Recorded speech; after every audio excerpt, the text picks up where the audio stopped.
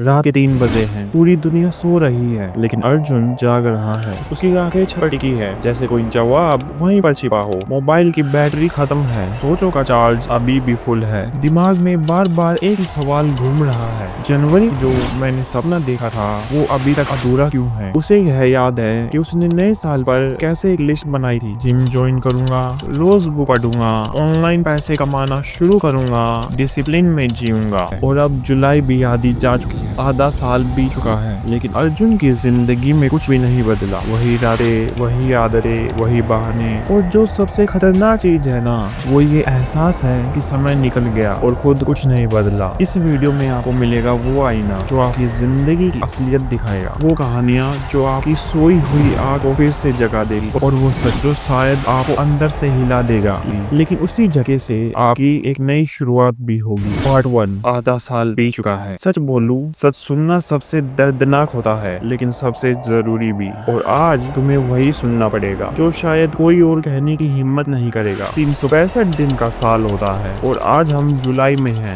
यानी कि 180 दिन बीत चुके हैं और हर दिन में 24 घंटे थे। कुल मिलाकर 4368 घंटे। सोचो जरा, इन 4368 घंटों में तुमने ऐसा क्या किया जो तुम्हारी जिंदगी बदलने के काबिल हो। सोचो, क्या तुम वाकई बता सकते हो तुम्हारे गोल के लिए, तुम्हारे सपनों के लिए तुमने कितना वक्त कॉन्शियसली जिया, या वो सब वक्त बस सोने, स्क्रॉल करने और सोचने में ही निकाल दिया। हम सब के पास एक जैसी घड़ी होती है, हर किसी को एक दिन में 24 घंटे ही मिलते हैं और फिर भी कुछ लोग लाखों कमा लेते हैं और कुछ लोग सिर्फ सपने देखते रह जाते हैं। एक ही उम्र के दो लोग, एक अपने सपनों को चेज कर रहा है, नेटफ्लिक्स पर अगला एपिसोड ढूंढ रहा है। एक सुबह 5 बजे उठता है और दूसरा 12 बजे उठकर सोचता है अब तो दिन ही चला गया, अब क्या करूं। फर्क सिर्फ टाइम का नहीं, फर्क माइंडसेट का है। फर्क इस बात का है तुम जागे कब, क्योंकि जो लोग वक्त जागते हैं वो खुद को बचा लेते हैं और जो देर से जागते हैं वो पछतावे की आग में जलते रहते हैं। सोचो, जब तुम फेल हुए थे, जब तुम टूटा हुआ महसूस कर रहे थे, क्या तुमने उस दर्द को फ्यूल बनाया या बस इंस्टाग्राम खोलकर खुद को डिस्ट्रैक्शन में दबा दिया। लेकिन रुको, ये वीडियो से तुम्हें गिल्ट देने के लिए नहीं, ये वीडियो तुम्हें झंझोड़ने के लिए है ताकि तुम उठो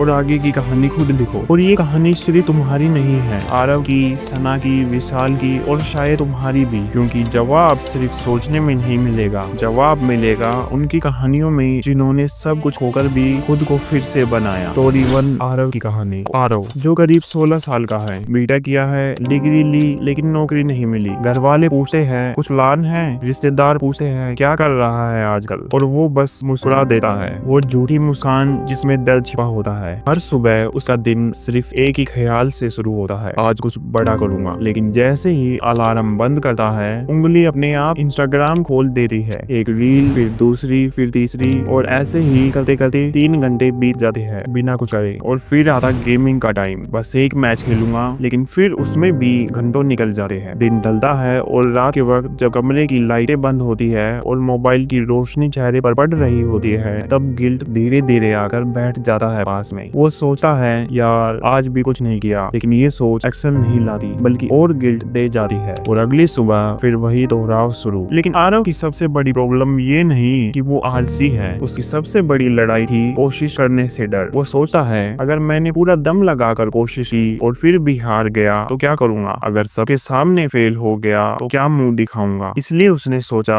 बेहतर है कुछ करूं ही ना, ताकि हार भी ना हो। दोस्त, आरव अकेला नहीं है, शायद आप भी वही जी रहे हो, बिना बोले, बिना दिखाए, हर दिन अंदर ही अंदर हार रहे हो। तुम भी सुबह जागते हो उम्मीद के साथ और रात में सो जाते हो पछतावे के साथ। ये कहानी सिर्फ आरव की नहीं, ये उस हर इंसान की है जो अंदर से टूट चुका है लेकिन बाहर से खुद को स्ट्रॉन्ग दिखा रहा है। और इसी डर, देरी और डिस्ट्रैक्शन के चक्कर में 6 महीने ऐसे ही निकल जाते हैं बिना कुछ बदले, बिना कुछ हासिल किए। लेकिन यहीं से शुरुआत होती है जागने की, क्योंकि अब अगली कहानी है एक लड़की की जिसने अपनी आवाज खो दी थी और दुनिया की आवाज से खुद को मिटा दिया गया, और दुनिया की आवाज से खुद को मिटा दिया था। पार्टी स्टोरी नंबर 2, सना की आवाज। सना जो करीब 19 साल की एक लड़की है, छोटी सी उम्र में बड़े बड़े सपने देखे थे उसने। एक नोटबुक भी थी उसके पास जिसमें 25 गोल्स लिखे थे, साफ साफ पॉइंट्स वाइज, जैसे कोई मिशन प्लान हो। यूट्यूब चैनल शुरू करना है, इंग्लिश बोलना सीखना है, खुद को फिट बनाना है और सबसे जरूरी खुद को साबित करना है। लेकिन घर वालों का माहौल अलग था। जैसे ही उसने आइडिया शेयर किया, जवाब आया क्या फालतू बातें कर रही हो, पहले पढ़ाई करो करो, फिर ये सब करना। इज्जत से कोई सरकारी नौकरी ढूंढ लो। धीरे धीरे सना की आंखों से वो चमक गायब होने लगी। वो पहले से कम बोलने लगी, फिर चुप हो गई और फिर इंट्रोवर्ट बन गई। और फिर उसने वो नोटबुक बंद कर दी जिस पन्नों पर सपने लिखे थे, उस पर अब धूल जम चुकी है। कभी सोचा है कितने लोग आपकी आवाज दबा देते हैं क्योंकि आसपास की दुनिया बहुत तेज चिल्ला रही होती है और वो आवाजें, ये तेरा काम नहीं,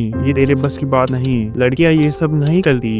धीरे धीरे हमारे अंदर सच्चाई बन जाती है। लेकिन सना की गलती क्या है? उसकी गलती ये नहीं है कि उसने कोशिश नहीं की, उसकी गलती ये थी कि उसने दूसरों की आवाज को खुद से ऊंचा मान लिया। उसने मान लिया कि अगर बाकी लोग कह रहे हैं कि वो कुछ नहीं कर सकती तो शायद सच में वो कुछ नहीं कर सकती। अब खुद से पूछो, क्या तुम भी किसी और की आवाज में इतना खो गए हो कि तुम्हारी खुद की आवाज तुम्हें सुनाई नहीं देती? क्या तुमने भी वो चीजें छोड़ दी है जो कभी तुम्हारे दिल के सबसे करीब थी, सिर्फ इसलिए क्योंकि कोई और बोल गया ये बेकार है? दुनिया हमेशा शोर मचाएगी, लेकिन जीत उसी की होती है जो शोर में भी अपनी आवाज पहचान लेता है। पार्ट नंबर 4, स्टोरी नंबर 3, विशाल की जीत। अब बारी है उस इंसान की जिसे सबने हारा हुआ मान लिया था, लेकिन उसने खुद को जीतने के लिए दोबारा गढ़ा। 30 साल का, 6 महीने की मेहनत, 3 बार बिजनेस फेल। पहली बार भरोसे पर धोखा मिला, दूसरी बार एक्सपीरियंस की कमी, तीसरी बार खुद पर से भरोसा उठ गया। अब हालात ये थे कि उसके नाम से लोग मजाक करने लगे थे। अब छोड़ दे यार, ये तो पैदा ही फेल होने के लिए हुआ है। मोहल्ले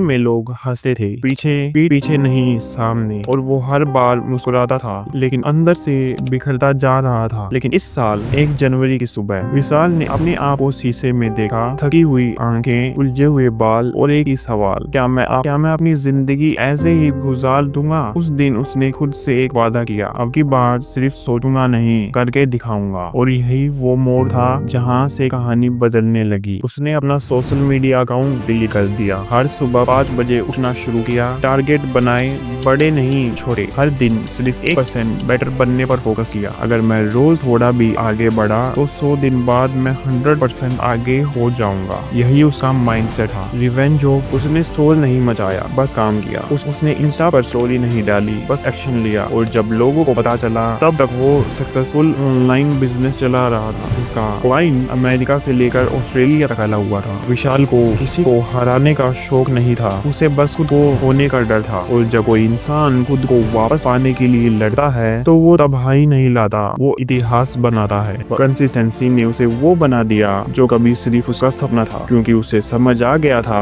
consistency beats talent when talent does not work. और अब आपके पास भी 6 महीने हैं। क्या आप भी विशाल बन सकते हो या बाकी भी इसी मोहल्ले की बातें बनकर रह जाएंगे? 6 महीने में गोल कैसे हासिल करें? अब तुम सोच रहे हो ठीक है, आधा साल चला गया, लेकिन अब क्या किया जाए? कैसे बचे हुए टाइम को यूज करके मैं वो सब हासिल करूँ जो मैंने जनवरी में सोचा था? इसका सीधा सा जवाब है माइंड है करना सीखो। यह एक प्रैक्टिकल प्लान है 6 महीने में लाइफ बदलने का। इसके सिर्फ 6 स्टेप्स हैं और आखिरी वाला तो बहुत ही जरूरी है। स्टेप 1, सिर्फ 3 गोल चुनो। हर साल की शुरुआत में 10-12 गोल्स बना लेते हो, लेकिन दिमाग एक टाइम पर सिर्फ 3 चीजों पर ही फोकस कर सका है। Gym, reading, freelancing, stock market, meditation, yoga, कुछ नहीं, बस 3 चीजें चुनो, हेल्थ, स्किल और पैसा। स्टेप 2, रिपीटेशन ही रियलिटी है। साइकोलॉजी कहती है जो चीज तुम बार बार करते हो वही तुम्हारी आइडेंटिटी बन जाती है। अगर रोज सुबह उठते ही मोबाइल उठाया तो तुम स्क्रॉल करने वाले इंसान बने रह जाओगे। लेकिन अगर हर सुबह उठकर 15 मिनट भी अपने गोल पर काम किया,